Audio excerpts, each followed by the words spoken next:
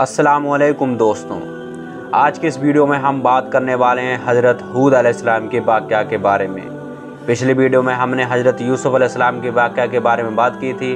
तो आप सभी से गुजारिश है कि अगर आप हमारे चैनल पर नए आए हो तो चैनल को सब्सक्राइब कर लो और इस वीडियो को लाइक करके अपने दोस्तों में शेयर ज़रूर करें।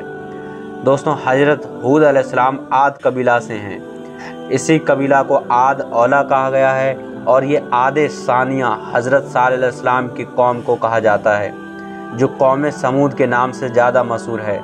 हज़रत नूह अलैहिस्सलाम की औलाद में से एक शख्स का नाम आद था। उसकी तरफ मंसूब होने वाली कौम को आद कहा गया है। आद का नसब यह है, आद बिन औस बिन इरम बिन साम बिन नूह। हज़रत हूद अलैहिस्सलाम का नसब है, हूद बिन अब्दुल्ला बिन रिवाह बिन खुलूद बिन आद है। इसी वजह से अल्लाह ताला का फरमान है, हमने कौम आद की तरफ उनके हम कौम हूद को भेजा। यहाँ कई तर्जुमा करने वालों ने अखाहिम का तर्जुमा उनका भाई किया है, जो सरासर गलत है। पूरी कौम के अफराद आपके हकीकी भाई भी नहीं थे और अल्लाह ताला का नबी कुफ़ार का दीनी भाई भी नहीं हो सकता। आप अलैहिस्सलाम सिर्फ उनकी कौम के एक फ़र्द थे। इसी वजह से आला हज़रत मौलाना अहमद रजा खां बरेलवी ने तर्जुमा हम कौम किया है और यही अल्लामा राजी रहमतुल्लाह अलैह की तहकीक है। हज़रत हूद अलैहिस्सलाम को आद का हम कौम और सालेह अलैहिस्सलाम को समीद का हम कौम कहकर कुफ़ार मक्का का रद्द किया, जो ये कहते थे कि मोहम्मद सल्लल्लाहु अलैहि वसल्लम हमारी ही कौम से होकर नबी कैसे बन गए। रब ताला ने फरमाया, कौम आद से हूद अलैहिस्सलाम थे लेकिन उनके नबी थे। समूद की कौम से सालेह अलैहिस्सलाम थे लेकिन उनके नबी थे। हज़रत हूद अलैहिस्सलाम की आमद बारफ्त। हज़रत हूद अलैहिस्सलाम नूह अलैहिस्सलाम से 800 साल बाद तशरीफ़ लाए और 464 साल इस दुनिया में ज़ाहिरी हयात में रहे और फिर इस दुनिया फ़ानी से रहलत फरमाई और हयात जावेदानी हासिल की। हज़रत हूद अलैहिस्सलाम ने कौम को क्या तबलीग फरमाई। कहा, ए मेरी कौम, अल्लाह की बंदगी करो, उसके सिवा तुम्हारा कोई माबूद नहीं, तो क्या तुम्हें डर नहीं। आप अलैहिस्सलाम ने फरमाया, क्या तुम्हें डर नहीं, यानी आपने उनके डरने को बईद समझा और गोया ये कहा कि तुम डरते ही नहीं हो। हज़रत नूह अलैहिस्सलाम की कौम को अजाब दिया जा चुका है जिसका तुम्हें इल्म है। अगर तुम्हें कुछ अल्लाह ताला के अजाब का डर और खौफ होता तो ज़रूर तुम अल्लाह ताला पर ईमान ले आते, बुत परस्ती की हिमाकत ना करते। कहा, ए मेरी कौम, अल्लाह की इबादत करो, उसके सिवा कोई माबूद नहीं, सिर्फ इफ्तरफा बांधने वाले हो। ए कौम, मैं इस पर तुमसे कोई उजरत नहीं मांगता, मेरा अज्र तो उसी के ज़िम्मे है जिसने मुझे पैदा किया है। तो क्या तुम्हें अकल नहीं और मेरी कौम अपने रब से माफ़ी चाहो फिर उसकी तरफ रुजू करो, तुम पर जोर की बारिश बरसाएगा, इससे ज़्यादा देगा और जुर्म करते हुए रूगर्दानी ना करो। हज़रत हूद अलैहिस्सलाम की कौम बुत परस्त थी। खुसूसन उनके 3 बड़े बुत थे जिनको वह अपने बड़े माबूद समझते थे। उन बुतों के नाम सदा, समूद और हवा थे। हज़रत हूद अलैहिस्सलाम की कौम अमान और हिज्र मौत के दरमियान फैली हुई थी। ये एक रेगिस्तानी वादी थी जिसका जिक्र कुरान पाक में इस तरह बयान किया गया है, और याद करो आद के हम कौम को जब उसने इनको सर ज़मीन अहकाफ में डराया। हूद अलैहिस्सलाम ने जब उनको अक्सर शिर्क से बाज हरने, बुत परस्ती को छोड़ने और अल्लाह ताला की वहदानियत पर ईमान लाने की दावत दी तो कौम ने आपकी तकज़ीब की, तो अल्लाह ताला ने उनसे 3 साल तक बारिश रोक ली। कहत साली पड़ गई, उनकी औरतों को भी 3 साल तक बांझ कर दिया, उनके बच्चों की पैदाश मुअत्तल हो गई। हूद अलैहिस्सलाम ने 3 शख्सों को अपनी कौम के पास भेजा कि तुम उन्हें समझाओ। वह 3 शख्स ये थे, कील बिन असर, नुऐम बिन हजाल और मुदस्सिर बिन असद। ये दर हकीकत आप पर ईमान लाए हुए थे लेकिन अपनी कौम से ईमान को छुपाए हुआ था। इन तीनों को भेजने का मकसद यही था कि कौम उन्हें अपना समझ कर उनकी बात को मानेगी और सोचेंगे कि ये हमारे अपने ही लोग हमें नसीहत कर रहे हैं तो यकीनन इसमें भलाई होगी। लेकिन कौम सोचने और बोलने से आरी ही रही। आपने कौम को इन तीनों के ज़रिए कहलाया कि अल्लाह ताला पर ईमान लाओ, रब ताला से मग़फ़िरत तलब करो और अल्लाह ताला की तरफ खुशू व खुजू से रुजू करो। تو اللہ تعالیٰ تمہیں جور کی بارش عطا کرے گا اور تمہیں کثیر مال عطا کرے گا اور تمہیں بیٹے عطا کرے گا اور تمہارے لیے بارش سے نہریں باغات بنائے گا اور تمہیں پہلے سے زیادہ طاقتور بنائے گا۔ اللہ تعالیٰ ایمان والوں کو دینی اور دنیاوی نعمتیں عطا فرماتا ہے، اگرچہ دنیاوی نعمتوں کی کوئی حیثیت نہیں، لیکن انسانی فطرت ہے کہ وہ دنیا میں رہنے اور دنیاوی نعمتوں کو دیکھنے کی وجہ سے ان کی طرف زیادہ رغبت کرتا ہے، اور چونکہ وہ لوگ کھیتی باڑی اور باغبانی کے کام کرتے تھے اس لیے ان کے لیے اسی قسم کی نعمتوں کا ذکر کرنا ہی مناسب تھا۔ ہود علیہ السلام نے قوم کو ان الفاظ میں راہ راست پر لانے کی کوشش کی: اللہ سے ڈرو اور میرا حکم مانو، اور اس سے ڈرو جس نے تمہاری مدد کی ان چیزوں سے کہ تمہیں معلوم ہے تمہاری مدد کی چوپاؤں اور بیٹوں اور باغوں اور چشموں سے۔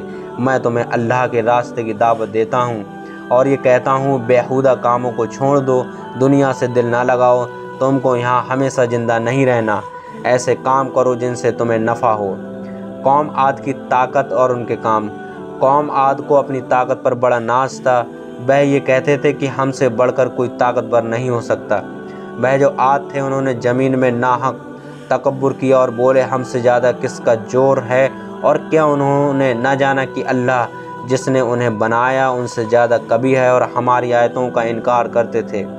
قوم عاد نے چھوٹے قد 60 جرہ 90 فٹ اور بڑے قد 100 جرہ 150 فٹ تھے، اسی وجہ سے اپنے جسموں اور طاقت کے گھمنڈ میں یہ کہتے تھے کہ ہم سے کوئی طاقتور نہیں، ہم پہاڑ سے بڑے بڑے پتھر چٹانیں اٹھا کر ایک جگہ سے دوسری جگہ لے جاتے ہیں، اگر عذاب ہمارے سامنے آ گیا تو ہم اسے اپنے ہاتھوں سے روک لیں گے۔ اللہ تعالیٰ نے فرمایا تم اپنی طاقت پر ناز کرتے ہو، کبھی میری طاقت کو بھی تصور میں لایا کرو، میری طاقت کے مقابل کسی کو کوئی مجال نہیں۔ لوگوں کے ساتھ تمسخر کے لیے بلند نشان بناتے، کیا ہر بلندی پر ایک نشان بناتے ہو راہی گیروں سے ہنسنے کو؟ اس آیت کریمہ کی تفسیر میں مختلف اقوال ہیں۔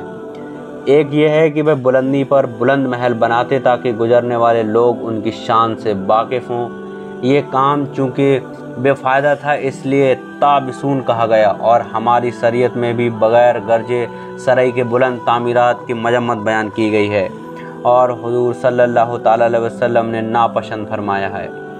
دوسرا قول یہ ہے کہ وہ بلند عمارتیں اس لیے تعمیر کرتے تھے تاکہ گزرنے والے ان سے رہنمائی حاصل کریں، حالانکہ ان کا یہ کام بھی بے مقصد اور بے فائدہ تھا، کیونکہ ستاروں، سورج وغیرہ سے رہنمائی حاصل کی جاتی ہے۔ بادل وغیرہ کا چھا جانا کبھی کبھی ہوتا ہے اور خصوصاً عرب کے شہروں میں تو بہت ہی کم واقع ہوتا ہے۔ تیسرا قول یہ ہے کہ وہ بلند برج بناتے تاکہ کبوتروں کے ساتھ کھیل میں مشغول ہو سکیں، یعنی وہ کبوتر بازی کے لیے عوض طور پر بلند برج بناتے تعمیر کرتے۔ چوتھا قول یہ ہے کہ وہ پہاڑ میں راستہ پر مکان تعمیر کرتے تھے تاکہ چنگی حاصل کر سکیں۔ پانچواں قول یہ ہے کہ وہ بلند مقامات پر بلند عمارتیں تعمیر کرتے تھے تاکہ وہ راستے سے گزرنے والوں سے مزہ کر سکیں، ان کا تمسخر اڑا سکیں۔ اسی آخری قول کے مطابق اعلیٰ حضرت مولانا امام احمد خان نے ترجمہ کیا ہے، رہنے کے لیے مضبوط محل بناتے۔ حضرت ہود علیہ السلام نے قوم کو سمجھایا کہ تمہارے طور طریقے ایسے ہیں کہ تم یہ سمجھتے ہو تم کو ہمیشہ دنیا میں رہنا ہے، حالانکہ دنیا فانی ہے، اس میں ہمیشہ کے لیے دل نہ لگاؤ، اور مضبوط محل چنتے ہو اس امید پر کہ تم ہمیشہ رہو گے۔ ایک معنی اس کا یہ بھی ہے اور تم زمین میں جمع کرنے کے لیے حوض بناتی ہو، یہ سارے کام اسی خیال سے کرتے تھے کہ ہم کو دنیا میں ہمیشہ رہنا ہے۔ دوسرے لوگوں پر ظلم کرتے، اور جب کسی پر گرفت کرتے ہو تو بڑی بے دردی سے گرفت کرتے ہو۔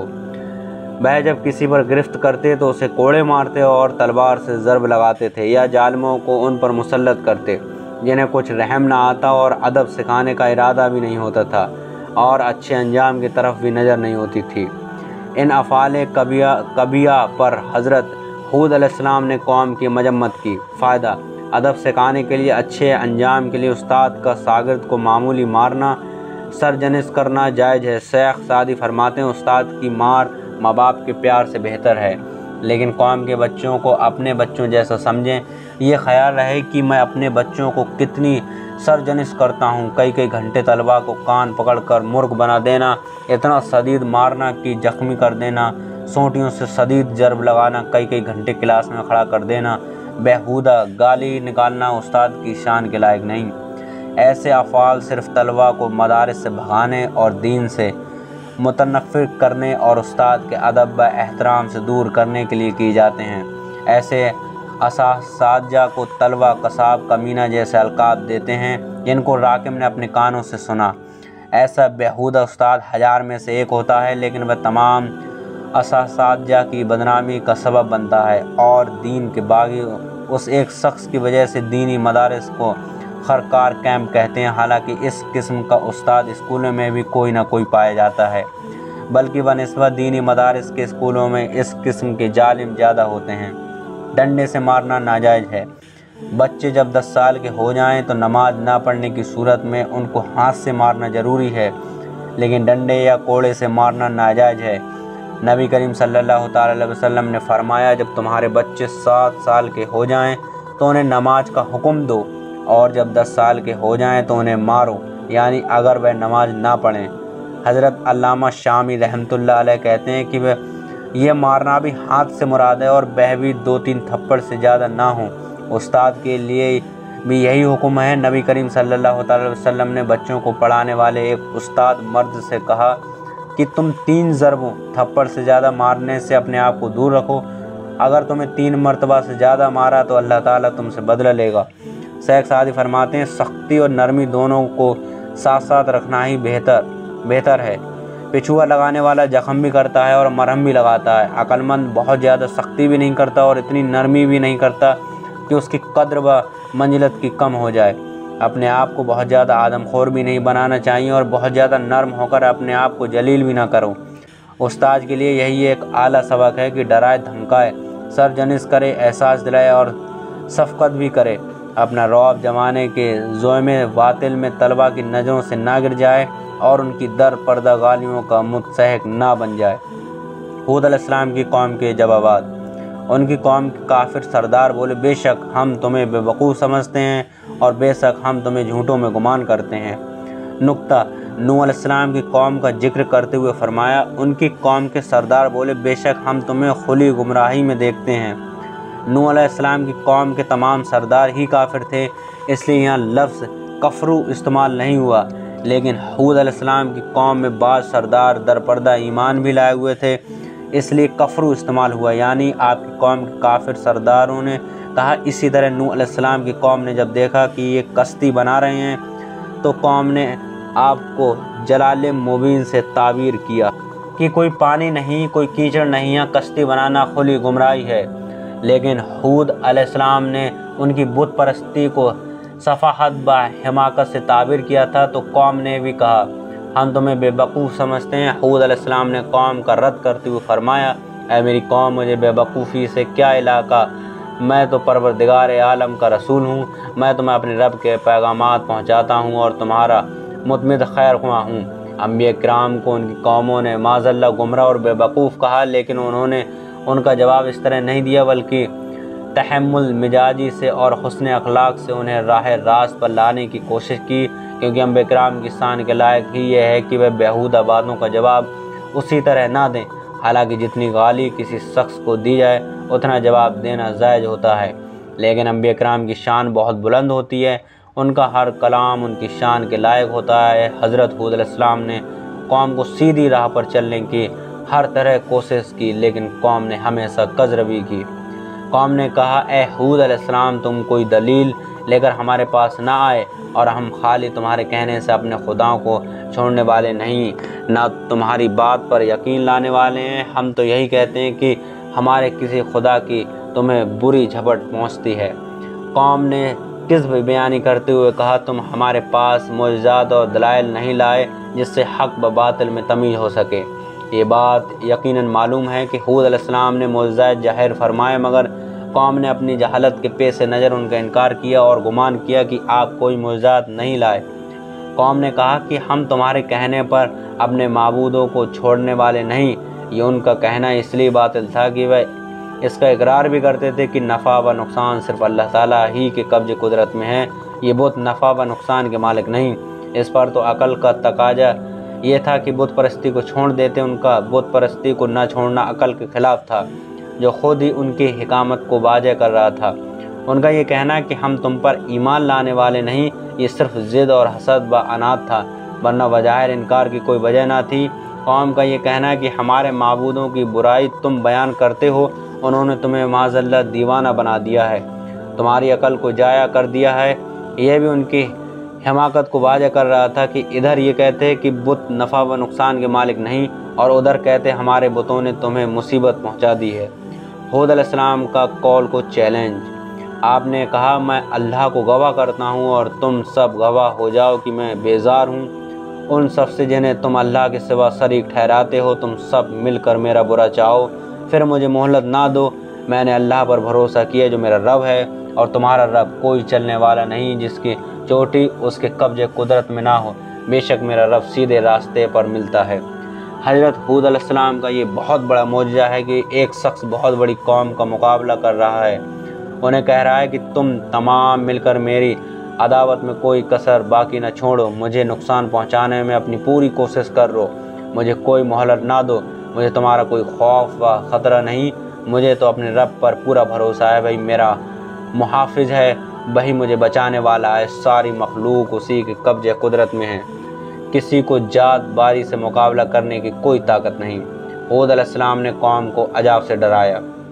جب ہود علیہ السلام نے اپنی قوم کو سیدھی راہ پر لانے کی پوری کوشش صرف کر دی لیکن قوم نے بت پرستی کو نہ چھوڑا، تو آپ نے کہا اے میری قوم اب اللہ تعالیٰ کے عذاب کا انتظار کرو، پھر اگر تم منہ پھیرو تو میں تمہیں پہنچا چکا جو تمہاری طرف دے کر بھیجا گیا، اور میرا رب تمہاری جگہ اوروں کو لے آئے گا اور تم اس کا کچھ نہ بگاڑ سکو گے، بے شک میرا رب ہر شے پر نگہبان ہے۔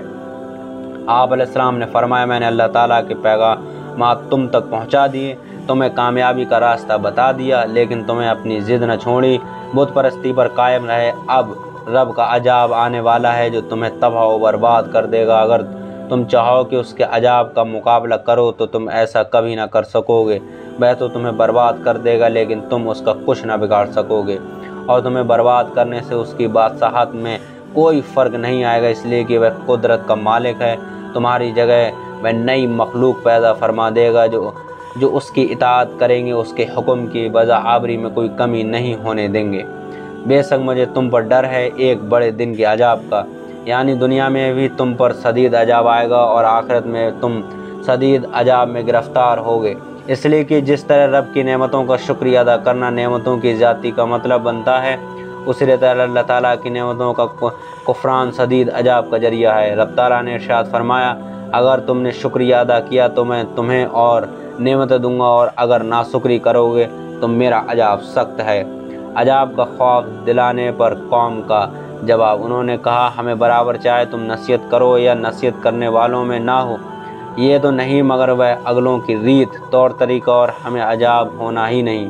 قوم نے کہا ہمیں تمہارا عذاب کے خوف دلانے کی کوئی ذکر نہیں کہ ہم تمہارے بعد سے نصیحت حاصل کرنے والے نہیں، تم بھی پہلے نبیوں کی طرح ہی ہمیں عذاب سے ڈرا رہے ہو، یہ تو سابقہ رسم آ رہی ہے، ہم بڑی طاقت کے مالک ہیں، ہمیں عذاب کچھ نقصان نہیں پہنچا سکتا۔ قوم نے عذاب کو رحمت سمجھا، پھر جب انہوں نے عذاب کو دیکھا بادل کی طرح آسمان کے کنارے پھیلا ہوا ان کی وادیوں کی طرف آتا، بولے یہ بادل ہے کہ ہم پر برسے گا، بلکہ یہ وہ ہے جس کی تم جلدی کرتے تھے، ایک آندھی ہے جس میں دردناک عذاب ہر چیز کو تباہ کر ڈالتی ہے۔ اپنے رب کے حکم سے تو صبح رہ گئے کہ نظر نہ آتے تھے، مگر ان کے سونے کے مکان ہم ایسی ہی سزا دیتے ہیں مجرموں کو، جیسے کہ پہلے ذکر کیا جا چکا ہے کہ قومات پر ہود علیہ السلام کی تکذیب کی وجہ سے 3 سال تک بارش کو روک دیا گیا تھا، اس لیے جب قوم پر عذاب آنے کا وقت آ گیا تو اللہ تعالیٰ نے سیاہ بادلوں کو چلایا جو ان کی وادیوں سے ظاہر ہوئے۔ عام طور پر ایسے بادلوں کو مغیث بارش برسانے والا کہا جاتا ہے۔ وہ لوگ وادیوں سے اٹھتے ہوئے بادلوں کو دیکھ کر بڑے خوش ہوئے کہ بارش برسانے والے بادل آ گئے، اب 3 سالہ قحط کا دور ختم ہونے والا ہے۔ حضرت ہود علیہ السلام نے انہیں بتایا یہ تو وہی ہے جن کی تمہیں جلدی پڑی ہوئی تھی، کیونکہ وہ قوم کہتی تھی کہ بے شک عذاب لے آؤ۔ اس سے پہلے آیات مبارکہ بھی اسی مضمون کا ذکر کرتی ہے۔ اور یاد کرو آج کہ ہم قوم ہود کو جب اس نے ان کی سرزمین احقاف میں ڈرایا، اور بے شک اس سے پہلے ڈر سنانے والے انبیاء کرام اور بھی گزر چکے تھے، اور اس کے بعد آئے کہ اللہ کے سوا کسی کی عبادت نہ کرو، بے شک مجھے تم پر ایک بڑے دن کے عذاب کا اندیشہ ہے۔ انہوں نے کہا کیا تم اس لیے آئے ہو کہ ہمیں ہمارے معبودوں سے پھیر دو؟ تو ہم پر لاؤ جس کا ہمیں وعدہ دیتے ہو اگرچہ تم سچے ہو۔ یعنی جب قوم نے مطالبہ کیا کہ تم جس عذاب کے متعلق ہمیں ڈراتے ہو وہ بے شک لے آؤ اگر تم اپنے دعویٰ میں سچے ہو، وہ تو کہتے تھے عذاب آئے گا ہی نہیں، اگر آ ہی گیا تو ہم اپنی طاقت سے روک لیں گے۔ قوم عاد پر عذاب کیا آیا، اور عاد میں جب ہم نے ان پر خشک آندھی بھیجی، جس چیز پر گزرتی اسے گلی ہوئی چیز کی طرح چھوڑ دیتی، لیکن عاد وہ ہلاک کیے گئے۔ نہایت سخت گرجتی آندھی سے وہ ان پر قوت سے لگا دی، 7 راتیں 8 دن لگاتار۔ تو ان لوگوں کو ان میں گرے ہوئے دیکھو گویا وہ کھجور کے دن گرے ہوئے، تو تم ان میں کسی کو بچا ہوا دیکھتے ہو؟ یعنی اس قوم پر 7 راتیں اور 8 دن لگاتار شدید آندھی چلی، صرف اس میں گرج تھی، بارش نہیں تھی۔ وہی لوگ جو بادلوں کو دیکھ کر خوش ہو رہے تھے اور یہ کہہ رہے تھے کہ عذاب تو ہم اپنی طاقت سے ٹال دیں گے، جب انہوں نے دیکھا کہ شدید گرجنے والی آندھی فضا میں حیوانوں اور پرندوں کو اڑا رہی ہے، تو یہ اپنے مکانوں میں داخل ہو گئے تاکہ اس آندھی کی شدت سے بچ سکیں، لیکن سارے دعوے دھرے کے دھرے رہ گئے۔ اللہ تعالیٰ نے اس فرشتے کو حکم دیا جو ہوائیں چلانے پر مقرر ہے کہ عاد کی قوم پر اپنے ہواؤں کے خزانے اتنی مقدار میں ہوا کھول دو جتنی مقدار ایک انگوٹھی کی ہوتی ہے۔ رب تعالیٰ کے خزانوں میں سے یہ ہوا بظاہر معمولی تھی، لیکن دنیا میں ہولناک طوفان تھا، تباہ کن آندھی تھی۔ سب سے پہلے ایک عورت نے دیکھا کہ ہوا میں مجھے آگ کے شعلے نظر آ رہے ہیں۔ اس ہوا نے مکانوں کے دروازے گرا دیے، وہ ان کے نتنوں میں داخل ہوتی اور ان کے دوبر سے نکل جاتی۔ وہ ہوا انہیں گرا رہی تھی، ان کی گردن ٹوٹ رہی تھی، کبھی انہیں زمین سے اٹھایا اور پھر نیچے پھینک دیا، ریت کے ٹیلوں میں دب جاتے۔ یہ سلسلہ 7 راتیں 8 دن مسلسل رہا، کسی وقت بھی آندھی نہ رکی۔ وہ سب تباہ و برباد ہو گئے۔ بڑے بڑے قدوں والے، اپنی طاقت پر ناز کرنے والے رب تعالیٰ کی گرفت میں جب آئے تو ایسے برباد ہوئے کہ مرے ہوئے یوں نظر آ رہے تھے کہ یہ کھجوروں کے تنے گرے ہوئے ہیں۔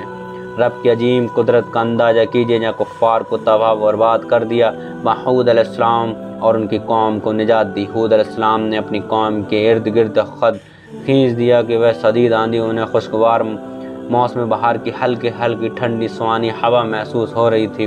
کفار گر گر کر تباہ ہو رہے تھے، ان کی گردنیں ٹوٹ رہی تھیں، ریت کے ٹیلوں میں دب رہے تھے، لیکن اللہ والے، نبی پر ایمان لانے والے اسی آندھی سے لطف اندوز ہو رہے تھے۔ سبحان اللہ، مولا کائنات کی قدرت کا انسان کیسے اندازہ کر سکتا ہے؟ اس کی حکمتوں سے بخود ہی واقف ہے۔ رب نے ارشاد فرمایا، اور جب ہمارا حکم آیا ہم نے ہود علیہ السلام اور اس کے ساتھ مسلمانوں کو اپنی رحمت فرما کر بچا لیا اور انہیں سخت عذاب سے نجات دی۔ یعنی کفار کو دنیا میں بھی سخت عذاب میں مبتلا کیا اور قیامت میں وہ شدید عذاب میں مبتلا ہوں گے۔ مومنوں کو اللہ تعالیٰ نے دنیا میں بھی محفوظ رکھا اور قیامت میں بھی محفوظ رکھے گا۔ نبی کی تکذیب، نبی کی گستاخی تباہ کن عذاب کو دعوت دینے کے مترادف ہے۔ اللہ تعالیٰ ایمان پر قائم و دائم رکھنے کی توفیق عطا فرمائے اور انبیاء کرام کی شان میں گستاخی سے بچائے، آمین۔ دوستو یہ ویڈیو آپ کو کیسی لگی کمنٹ کر کے ضرور بتائیں۔ اگر آپ ہمارے چینل پر نئے آئے ہو تو چینل کو سبسکرائب کر لیں۔ دوستو ملتے ہیں ایسے ہی اسلامک واقعہ کے بارے میں، تو آپ ہمارے چینل پر بنے رہیے۔ اللہ حافظ۔